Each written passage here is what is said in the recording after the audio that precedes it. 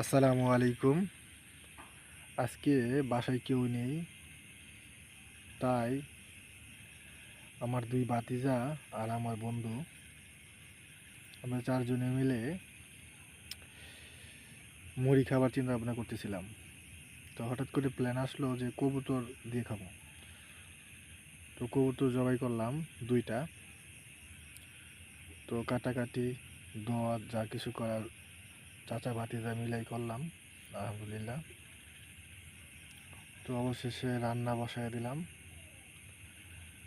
রান্না বান্না তেমন পারি না, তারপরও করলাম। তো আলহামদুলিল্লাহ রান্না বান্না মনে হয় ভালো হয়েছিল। তো আসলে এভাবে খাওয়ার মজাই আলাদা। একা একা খেতে পারতাম, কিন্তু এইভাবে খাওয়ার মজাই আসলে আলাদা। স্মৃতির পাতায় আসলে সবসময় লেগে থাকবে যে না, এক সময় ওই স্মৃতিগুলো মনে পড়বে।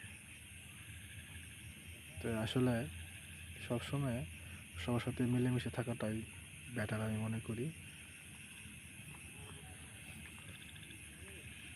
বাহিরে হালকা বৃষ্টি, চারদিকের আবহাওয়াটাও খুবই ঠান্ডা। সব মিলিয়ে আসলে পরিবেশটা খুবই মনোমুগ্ধকর। সবাইকে ধন্যবাদ।